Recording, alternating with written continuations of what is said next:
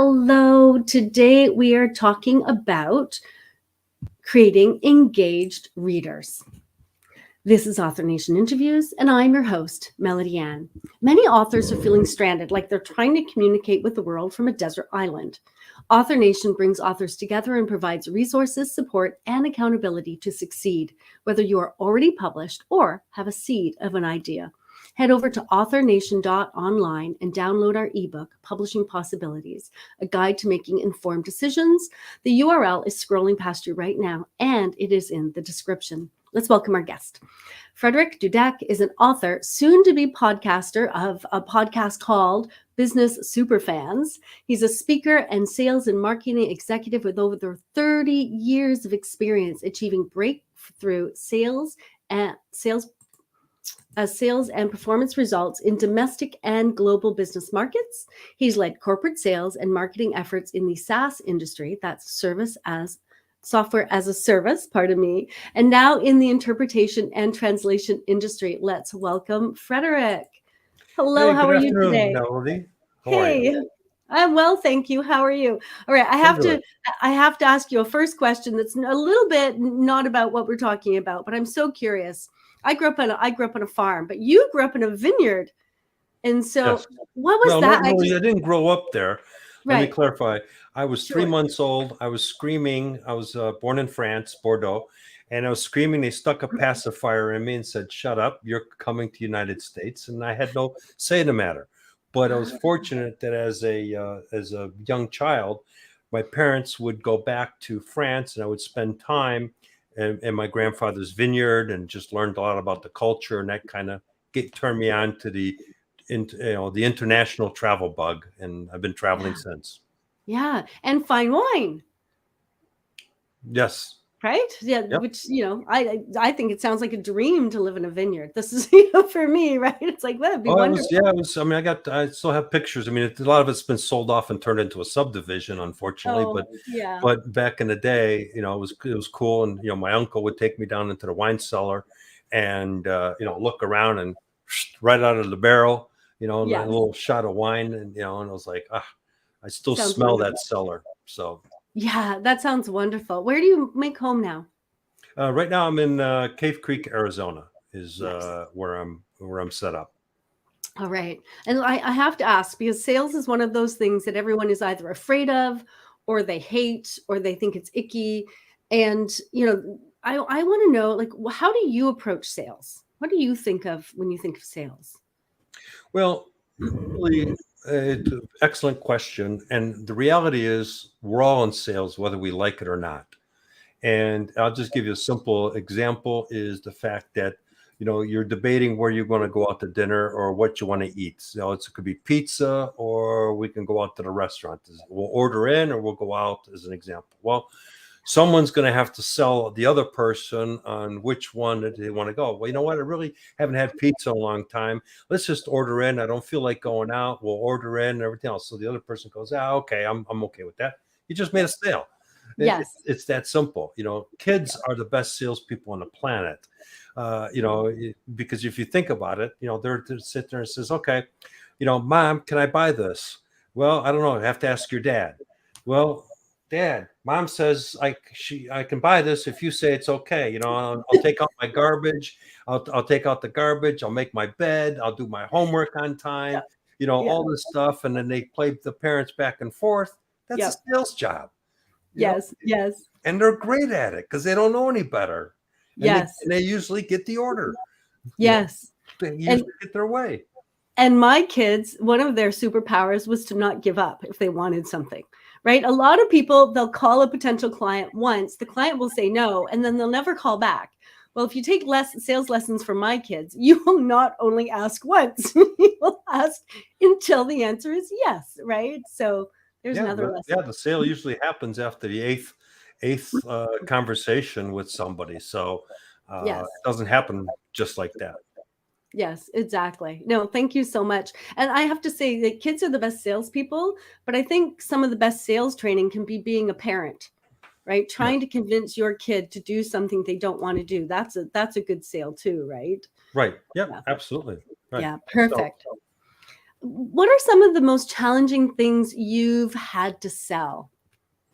Um, Probably the most challenging is stuff that's intangible that you can't really put your hands on it, and and getting somebody to understand that what it'll do for them without them being able to see it, touch it, feel it, and that's takes us a unique way of presenting the aspect. Um, I used to sell manufacturing software, and one of my approaches was I really never talked a lot about the product because at the end of the day, there was other competitors out there. They all do the same job. Okay, this one's blue, that one's green, etc. And if this turns left, this one turns right. It's immaterial. I was always focusing is where did the business want to be in a couple of years? What's their objective? And what was their challenges that they're experiencing with the existing technology, and then how could this help accomplish their objective. So we got out of the widgets and the features and the functions, and we started talking business strategy of where they wanted to go, how they wanted to get there, and how this could potentially help them to do it. And that eliminate a lot of the competition because they were busy talking, well, we can do it this way better and we can do it that way better. And I'm talking about let's make some money and help grow your business. And this is Yeah. just a vehicle that helps you get there. Yeah. No, outcomes, outcomes, outcomes. It's something I say to authors. It's like, it's great to talk about your book, but instead of saying my book this, my book that, it's outcomes, right? Correct. Yep. Who will you be when you're finished reading the book? That matters, right? Same thing So in sales. That's exactly the way I sold is, and companies would grow. And I mean, there's a company that would last time I went there, they wouldn't let me in. They held the door closed, and I was going, "What's up, guys?" They go, well, "Every time you walk in here, you cost us $100,000." You know, But it was like, well, yeah, but let's review. You start out as a 40-man company. You bought the building next door. You built the breezeway. You bought the building on the other side and built the breezeway between those two buildings. You own another one in the Carolinas. You're about a 200-man company today. They were yeah, just being humorous, but yeah, the yeah, reality was, yeah, every year they would spend 100,000 with me, and they yes. were one of my best customers and my best referral source because they were a super fan of me. But I helped them get to where they wanted to go and where their vision was. Lovely. Yeah, I love that. Holding the door shut. Let's talk about super fans because you wrote a book. So let's start with what is a super fan? Can you define that for us? Well, the idea came is really taking sports and incorporating into business. Mm. So the best way to explain what a super fan is in a sports world is, you look at called around the world football, but in the United States we call it soccer, but Mhm. it's football. So we'll call world football, and then there's American football, and then we've got baseball and all those games. But you'll see fans there that guys and gals that got their faces painted, they're wearing the jerseys, they got the hats, they're waving the banners and all that kind of stuff. That's a super fan for that team, right? Yes. Yes. Is that team paying them for that? No. Are Yeah. they probably making money from that merchandise that these people are buying? Well, the thing is, the company's making money from the super fans. The super fans are the ones paying, Exactly. right? That's it. So my idea was, okay, why can't a business go about and create their own super fans that are out there promoting the business? And so I did a lot of research on this, and this was one of my sales styles, and that's why I had mentioned, this one company. They were my super fans. They were my referral source. I mean, I'll just real quick is one of my records in fastest sales was 30 minutes to sell $60,000 worth of hardware and software. And the sale process was the time writing up the order on the computer and faxing it from their fax machine to corporate to get the thing. Because the guy came in and basically says, Jack says I need to get this. How much? How fast? And what do I need to do? And Right. that was, Right. and so because my super fan, this, a manufacturing company had already promoted me Yes. to this company. So from a Yeah. business aspect, I look at taking your customers, your employees, and your business alliance partners, because they're really all intertwined if you really stop and think about it, and Yeah. elevate them or convert them into, instead of brand advocates, which is what everybody calls them, I call them business super fans, because they want to promote that business. They want Yes. to tell everybody, man, I work at this really cool company. They take care of me, all this stuff. That's the employee. The customer says, man, these guys are great in customer service. They take care of us. The business partner says, man, we have a great relationship. We pass business back and forth. That's what it is. Yeah, brilliant. So your book, creating business superfans, that's the Right. name of it. It's Yep. been out for about a year now. So tell me a little bit about that journey. Well, that was an interesting. It's something I had wanted to do for a long, long time, and I've started and stopped and started and stopped, and then I thought about starting, but I didn't. But I stopped, and so I didn't get started. And I met some people that basically, that could help in getting something going, could help get it published. And I actually started talking with other people that were involved, book writers and et cetera. And it is like, oh, well, this is really possible. And so I started down writing something, and then I ran it by a couple people, and it says, well, okay, it's not bad, but nothing super exciting. It's not jumping out at me, and so my ego got punched in the face, but but I figured, okay, I start over. And then that's when this business superfans kind of idea came about. And then I started talking to a few people, and it says, that's really pretty cool idea. And and then my twist was, there's people that are experts in customer engagement, customer retention, but stop and think about it, that's just a silo conversation. Then there's people that are employee motivation, employee engagement, and employee retention, but that's another silo, and then nobody ever talks about the business partners, the complementary business partners, like a flooring and painting guy. Nobody ever talks about how to build that partnership. And so I took all three and combined all three because they're really intertwined.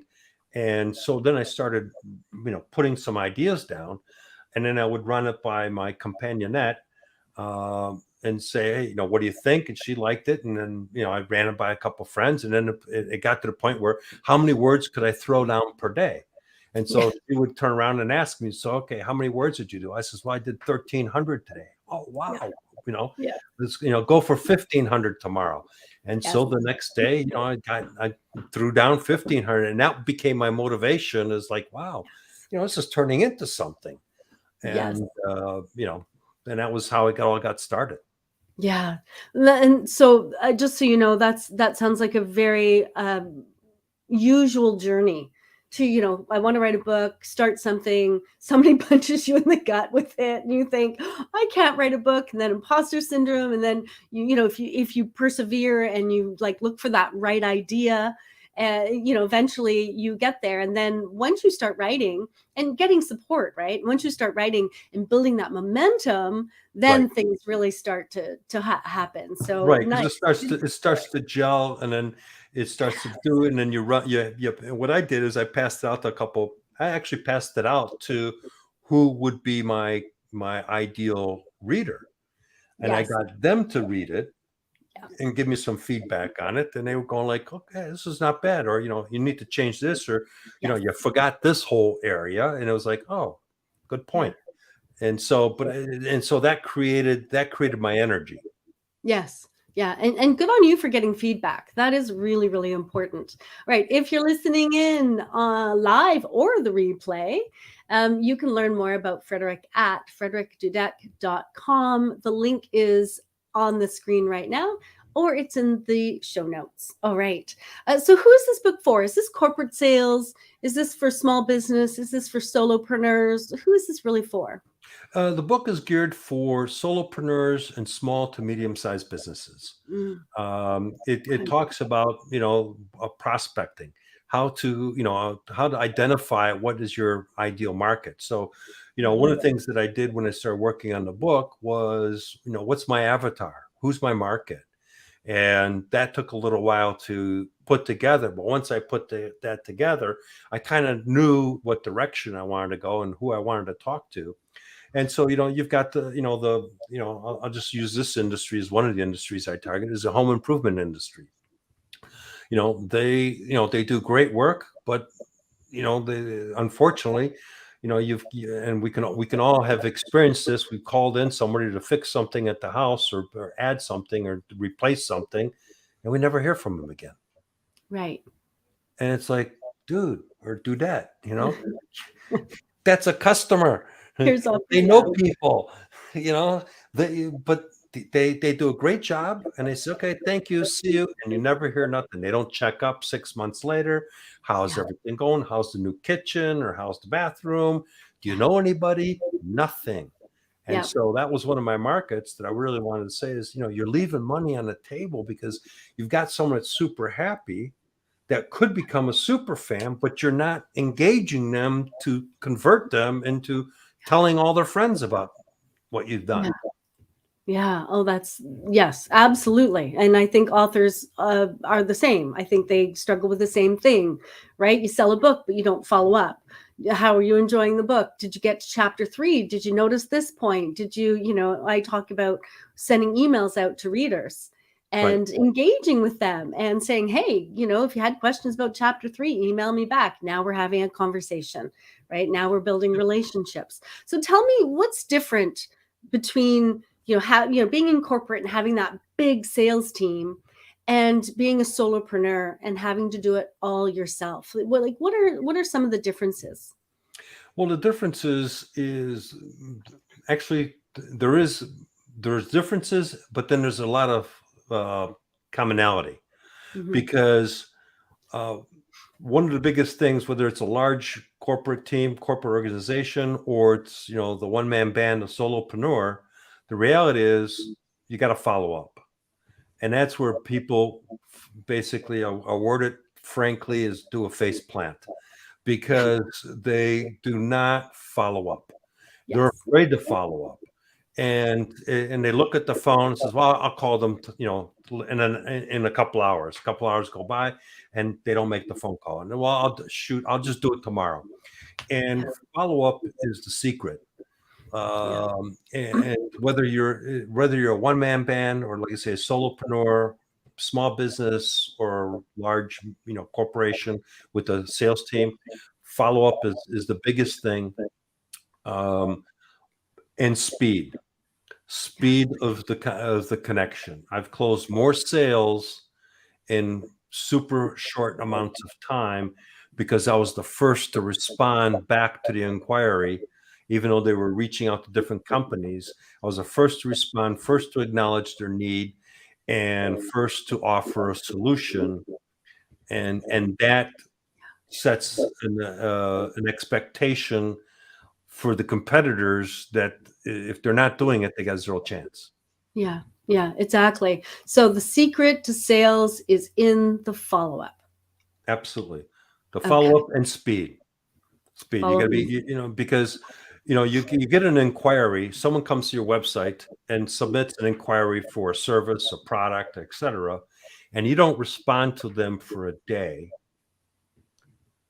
Yeah. What's the impression of that person? Well, they don't really care about me. They're not that interested in my business. If Right. you respond within 15 minutes to that person, they're like, oh, wow, thank you for this. The first thing that happens is, thank you so much for the speedy response. Yeah. Appreciate it. And Yes. you're in. I mean, it's really that simple. You're in. It's Yeah. speed and follow up. Yeah. Beautiful. Thank you. And so what will we find in the book? Is it a system that you're explaining step by step, or is it tell us a little bit about what's in the book? Okay. Well, the book looks like this. And so there's me and my companionette. Oops, there we go. We got our faces painted, as super fans, just like a sports team. But each chapter is designed to be self-inclusive. So a lot of books that I read, and I have a whole wall full of them, is, you read the whole thing, and it's a good story, or it's a bunch of stuff, but then it's like, where do I go back for this technique and you got to flip through and try to find it, or you have to highlight it, and then you still got to find where your highlight is. So I created this a little bit different. I broke it into different chapters, but each chapter addresses the three groups, which is customers, employees, and business partners. So, one of the chapter that I talk about in the book is we talked about follow up. So why follow up is super important. So I talk about follow ups for customers. I talk about Mhm. follow ups with customers. I talk about follow up with your business partners. Mhm. And then there's what's different is there's a lot of bullet points in here of things to do and why you should be doing them. So I've got stories as well as like a text follow up and why you should be doing a text follow up, social media follow up, video follow up. We've got all these smartphones. You can send somebody via instant messaging a quick video. Hey, Melody, just want to check out and see if you got the information. You got some questions. Poof, it comes up, and now it's engaging. And they're going, wow, that's pretty cool. I didn't even think of doing that. But it's Yes. all in that one chapter. And then what I did is you talked about the engagement afterwards. Each chapter ends up with a little bit of a questionnaire that says, okay, how do you rate yourself from 0 to 10 on that chapter and your skill set and what are you doing? And then you can go to the scorecard wheel, which is like a dartboard, and there's one on the back of the book. But then you can also download this for free, and you put your dots where you end up from 0 to 10, 10 being the center, just like a dartboard, and then you connect the dots, and you realize that your wheel isn't really quite smooth.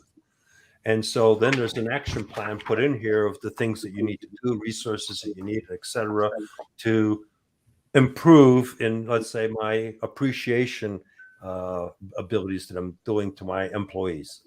Right. Right. So it sounds like it's a really, it is a take action book, Yes. which I love. And so, can you just back up about the scorecard a little bit? So, the scorecard helps you figure out what areas you're doing well in and what areas you need improvement in. Is that, can you just back up and help us with Yes, that a bit? that is correct. So, you can say, okay, for example, in let's just pick one of the areas here. So, for example, in recognition, okay, am I recognizing my customers uh, for their business success? Okay, if you're a B2B customer, okay, or your business is B2B, I'm sorry. Or am I recognizing my employee? Am I recognizing my business partner, which is not a business partner, but a complementary business? So I call it really business alliance partner. So Yes. think simple analogy, flooring and painting, they go together. You get new carpet or you paint the new walls, you hate the floor, you replace it. So those are two separate businesses. They're complementary. So am I Yes. recognizing them? Am I, for their efforts and referrals and all that stuff? And if you say, probably could do better on a 0 to 10, where do I see myself? I see myself at probably a 4 because I don't do it enough. And Yeah. then I can continue. And then I say, okay, well, geez, I'm not, I got a lot of work to do. So if I implement some of these things, where do I see myself in 60 days? And I says, okay, I went from a 4 to a 7, and Mm. that's the intent behind it. And when am I going to do the things? One of my sayings is people will crawl through broken glass for appreciation and recognition. Tell me I'm wrong. Yeah. People want to be seen. People want to be heard. They want to be validated and appreciated, right? This is what this is what we're all after in the Right. end. And Yeah. so I tell them ways to do that. Yeah. So that they can send an appreciation. It says, okay, I just knocked this one thing off. I did this. I recognize somebody for their efforts at the office. I recognized a customer. I congratulated a customer because they got promoted in some department, etc. Yeah. And now all of a sudden you say, okay, I went from a 4 to a 7, and what else can I do to improve my appreciation to the people that I need to appreciate? Yeah, that's brilliant. Thank you. That's absolutely brilliant. So I want to kind of take this idea of super fan. And so when you were writing the book, how did you ensure that you were going to engage readers? Um, The way I did it is basically it's a simple read. So I made sure it's a simple read, and then there's just action items that don't a lot of them that don't cost money. It's probably stuff that you knew that you needed to do, but you don't do. You forgot to do. Yeah. Some of the feedback that I got from the people that I had read it that to give me feedback was, wow, I used to do that, and I stopped doing that, Mm, and I don't know why I stopped doing that, but I'm going to yeah. start doing that again because it used to work. And I just Right. got sidetracked. Yeah. So those were a lot of the different feedbacks that I got was that this isn't hard to implement. As an example, a customer that I consulted, they're in Michigan. They make pot pies. Actually, they're called Great Lakes pot pies. And she started out in her kitchen, and I met her at a Panera Bread, and I gave her some business advice and help with some of their digital marketing ideas. And today they opened up a store during the pandemic. By the way, I wrote this book during the pandemic, and they've grown, and they've done well. They've been on TV and all that kind of stuff.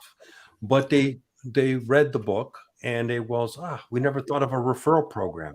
And Hmm. so they put together a referral program, and then they put together a loyalty program that I talk Hmm. about. And Hmm. that's just skyrocketed their sales to where they bought the building, not bought, but they moved into the adjacent storefront. So now they're a double storefront. Yeah. Um, so, Yeah. yeah. And so, how did you create super fans for the book as you were writing it? Uh, Basically, helping the businesses, some of the people that I've coached, just like I mentioned, Great Lakes Pot Pies, implement some of the things we talked about, and so they're one of my super fans because not only has their business grown, they've implemented stuff that keeps repeating the business because of the Hmm. loyalty program that they created, and they created a referral program and stuff. And so they're one of my super fans. So most of my customers that I've done consulting with, they're still my customers 10 years later. Right. Right. And so when you were writing the book, did you tell them about the book? Did you, were they excited about it coming out? Like, tell us a little bit about, were you, emailing them about it? Were you putting it out on social media? Were you, when you're talking to them, were you like, hey, there's a book coming out? Like, tell us a little bit about how you kind of built the buzz, built the excitement, and built those, excited your fans into super fans about the book. I reached out to a lot of my customers that I was consulting, either in the digital marketing space, helping them grow their space, and those were, one of them is an onchologist. I think that's how it's pronounced correct. They work with diabetes and all that stuff. Okay, it Yeah. was a customer of mine for 10 years. I did all their digital marketing and helping him with his branding and stuff. And he was, I sent it to him and says, "Hey, I appreciate your feedback." And this guy, speaks all over the world. I mean, he's a very well renowned doctor, and he gave me some feedback, and actually gave me one of my early testimonials. And I'll just read what he basically said. Is Business Superfans is a very easy read with practical, valuable, down to earth recommendations from an experienced salesman and entrepreneur. What might not be so easy for a new or struggling small business person is the actual implementation of the components of the strategies. That is why we don't have enough thriving businesses with their own super fans.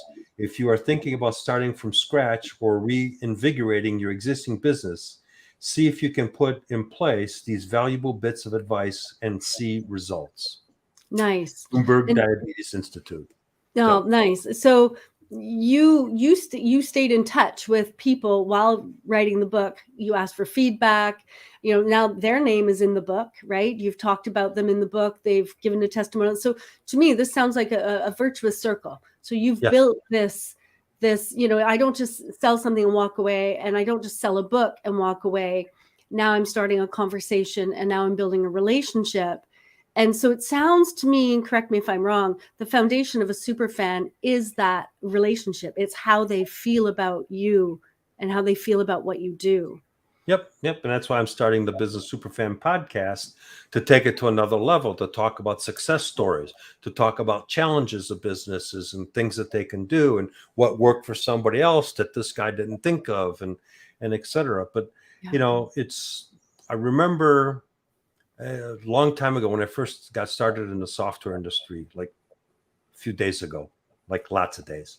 Yes. Um, there was a manager that really inspired me about managing people, and we were working to do a presentation for the following day, and we had prepared, a couple days in advance, and this was the night before, and so we were burning the midnight oil. We were working late at night, getting prepared, making sure dry rehearsal, blah blah blah, showbiz. And Mhm. he comes in with a couple pizzas, some beer, and sits down with us 11 o'clock at night and says, "All right, what's going on?" We sat there. We had I ate some pizza in the office, had a few beers, and he says, "All right, guys, don't stay up too late, but do what you guys got to do, tomorrow." So we did. Next morning, I had my suit in the car, so we just changed in the office. Well, I actually went to the gym and came to the office. Yes.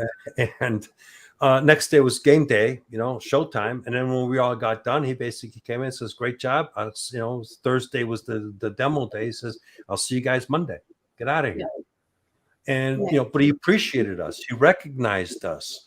He was with us. He encouraged us.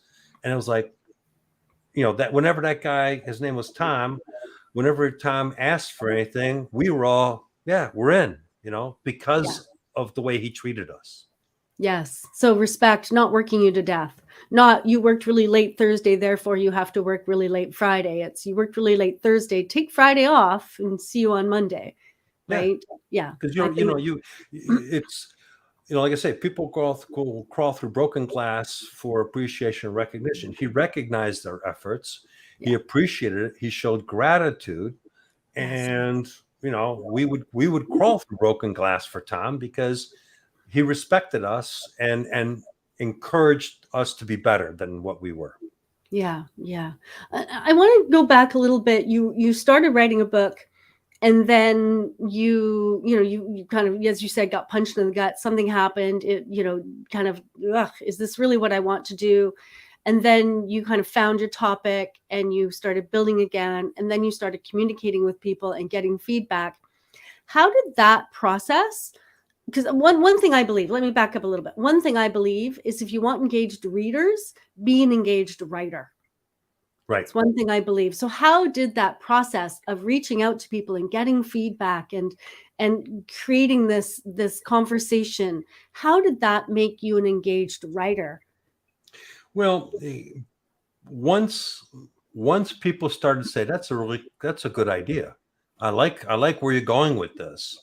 That's when I first started talking about the business superfans idea, and I was actually meeting with the business coach, and I'm struggling with the name. I mean, superfans. Someone else has got superfans. How do I differentiate myself? Blah blah blah.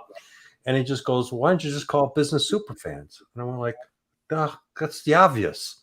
And the light bulb went off. But I was just brainstorming with the business coach. That's a friend, and he's one of my readers and testimonial people. But he was, saying this is good, and he's a writer, and he was basically saying, you've got a good idea here, run with it. And so I talked to somebody else, and I talked to somebody else. I went, I did a lot of going out to networking events, and so there's a lot of solopreneurs, and I would ask questions.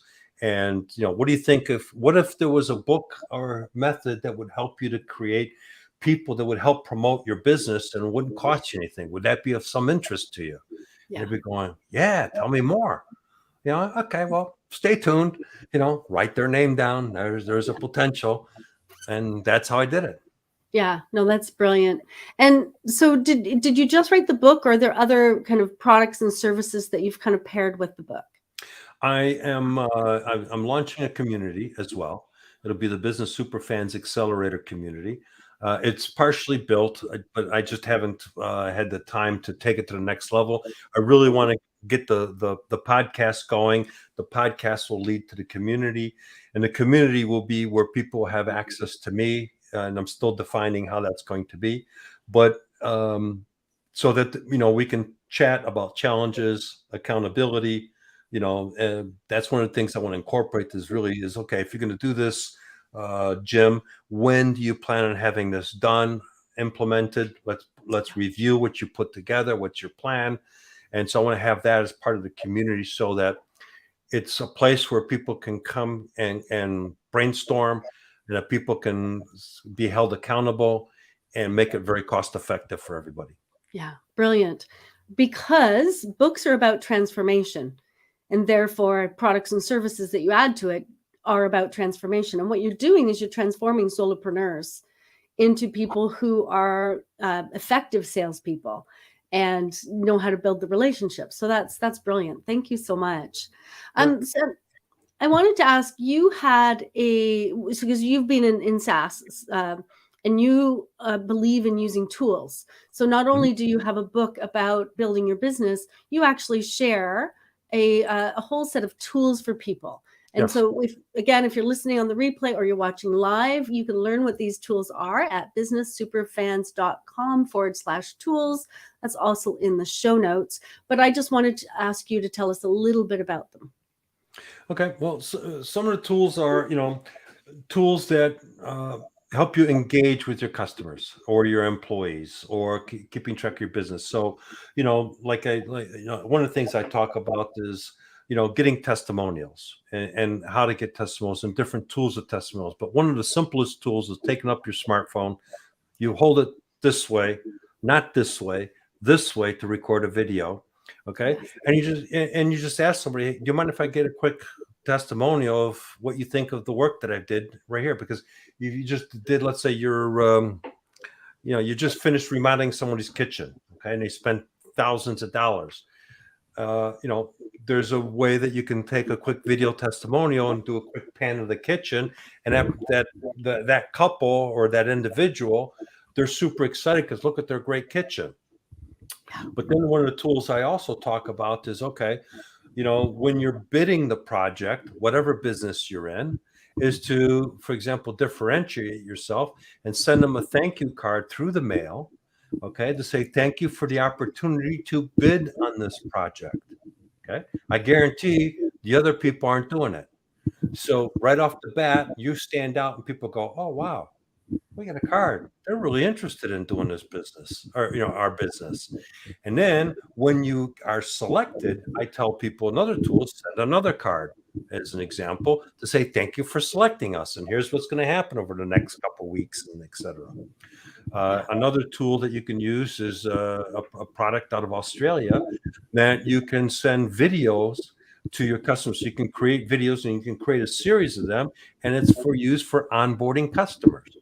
So again, you can automate it. And here's a little video. Hey, thank you for selecting us. Blah blah blah. Here's what to expect.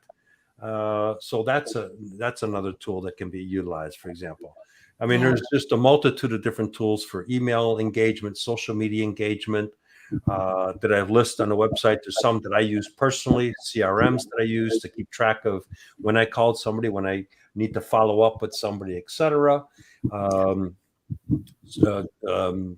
And a multitude of different other things that I'm expanding and utilizing myself, or I've tested myself, and I recommend to streamline the whole process. Yeah.